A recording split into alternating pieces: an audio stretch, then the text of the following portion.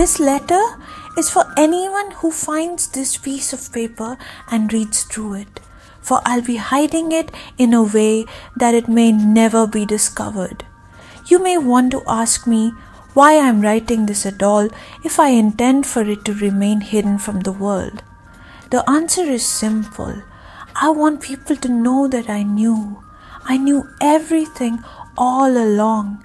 Even as I watch people running around, desperately trying to find out what happened and how it happened, I knew. Now, you might again want to ask me why I haven't told anyone that I know everything. Well, because I enjoy watching everyone scurry around while I sit quietly, knowing that whatever they are looking for has been with me all along. Knowing something others don't is an enthralling feeling. Knowing is fun.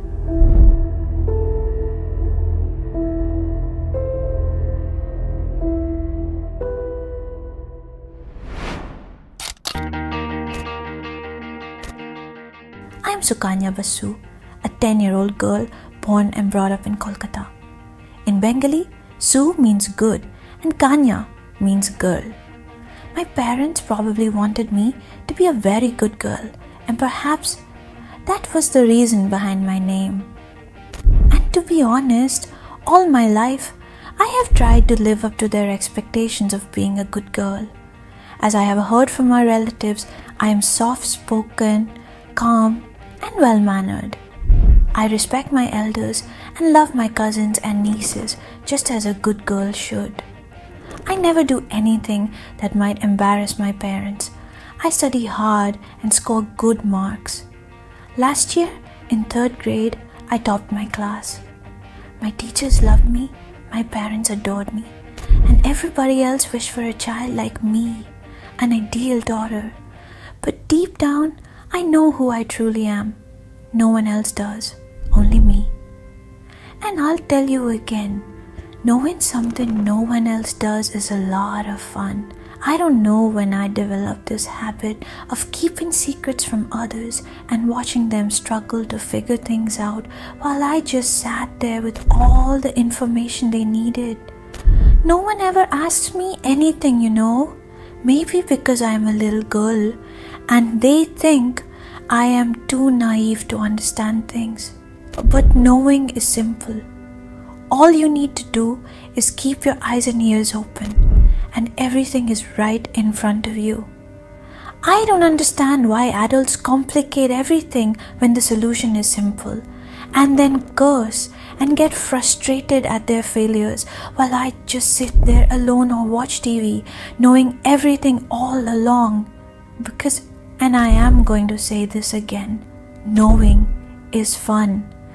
It probably started with my mother bringing home Ashok uncle from her work.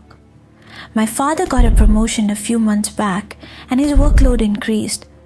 Most days he returned late from work and Ashok uncle was there all the time with my mother, spending time with her in the bedroom. I think he was my mother's boss.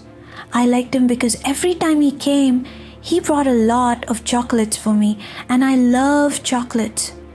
I heard them from outside the bedroom and knew exactly what they were doing inside.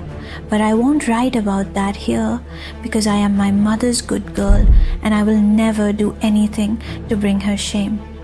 Just like Ashok uncle, I knew about Sunita. I don't know exactly who she was, but I heard my father talking to her in a hushed voice. My parents are very careless with passwords, and my father used to give me his phone to play Candy Crush.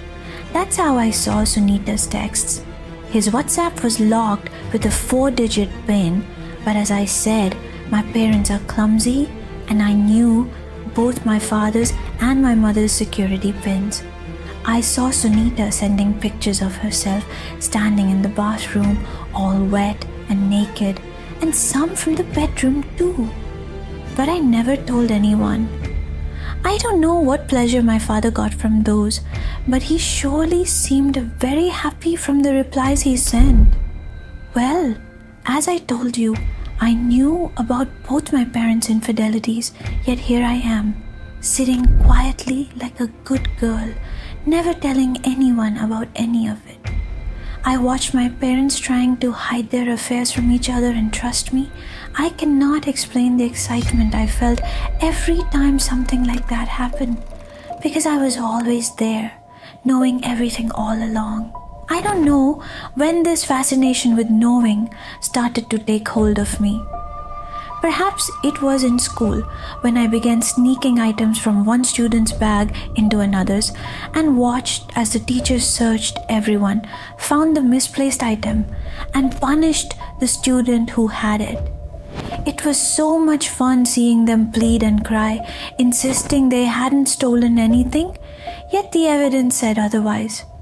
I was always the good girl in class, sitting quietly, watching, knowing all along what had happened, because I was the one who had done it. I was clever in my acts and never got caught. I believe this started when I was in first grade. I remember the incident when we went on vacation and stayed at a relative's house. There were a few kids there as well, and I played with them so much. I loved each one of them. And then there was this lovely cat, pure white and fluffy. Everyone called her Snow White, and I adored her. But then it happened. One morning, Snow White was found missing from the house. The doors were locked and the windows were shut. There was no way the cat could have gotten out during the night. But then, where was she? Everyone started searching for her, but all in vain. Then, in the afternoon, as my aunt and my mother were in the kitchen, we heard her scream. Everyone ran into the kitchen only to discover the cat, frozen dead inside the freezer. How she got inside was a mystery that seemed destined to remain unsolved. But I knew. I was the one who drowned her in the bathroom and placed her inside the freezer. And there I was, standing among them, knowing all along. I had carefully hidden the scratches Snow White had left on my arms the previous day. Killing her hadn't felt entirely fair, but I loved the way everyone reacted when they found her. The way they made up theories, trying to piece together what might have happened. It was fascinating, and through it all, I was right there with them, knowing the truth. You should try it sometime. Knowing is a lot of fun.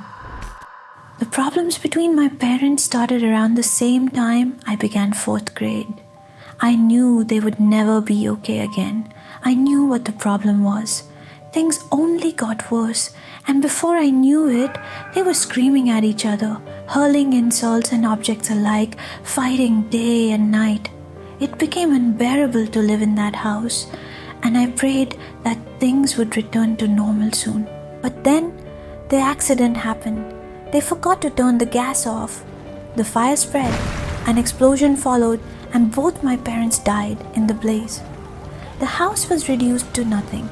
The fire trucks, the police, the neighbors, everyone tried their best to put out the flames and save my parents, but they were already gone.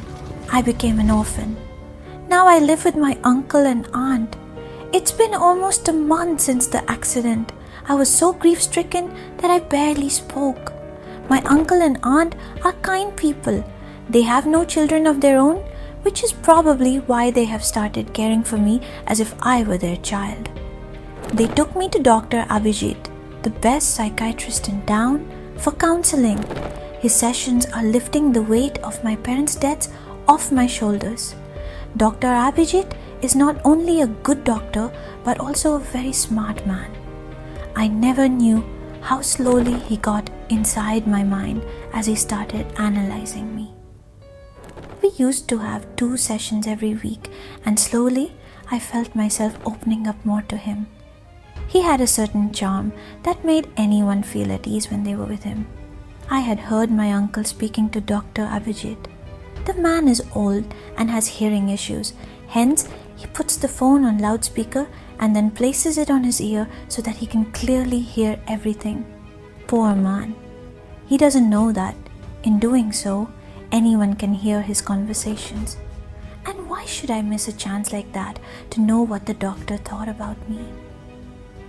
I know that Dr. Abhijit thinks I am deranged and psychotic, but he shouldn't have interfered in my life. I was happy the way I was, and I never needed a change. The doctor seemed to become dangerous for me, and I had to take things into my own hands. I am presently writing this letter on one of his prescription pads. He is lying on the floor with a pair of scissors poking out of his neck, lifeless and cold. I still have around 20 minutes left in the session, and no one knows what exactly happened here. Only I am aware of what has transpired. You might be thinking that now I'll get caught for murder. I probably will, but again, as I have told you before, I am very cunning. I have planned everything out very nicely. All I need to do is make myself seem a little hurt, scream, bang on the door, and cry for help. They will come running, and by the time they break open the door, they will find me unconscious on the floor beside the doctor's body in the pool of his blood. As I regain consciousness later, I'll report that the doctor tried to take advantage of me and assaulted me. I tried to save myself, found the pair of scissors near me, and I don't know what happened next. Who will suspect a 10-year-old girl? I am pretty sure I'll be successful in getting away this time too. And as usual, only I will know what actually happened here. Now, I need to stop writing. I will need some time to make myself look disheveled and hurt, as if the doctor had tried to attack me. I don't have much time. Only around 12 minutes are left of my session. You want to know what will happen next, don't you? But you will never hear about it. By the time you find this letter, it will probably be too late for you to realize who I am or prove anything against me. But don't be disheartened. Here, let me leave you with a question. I want you to ponder on it and try to find the answer. It's pretty simple. What do you think happened that took the lives of my parents? Come up with theories. Make me the villain if you must. Let's see how your mind works in solving a mystery. And don't worry, for I know exactly what happened that morning while I was in school. But I will not tell you. Why? Because knowing when no one else does is so much fun.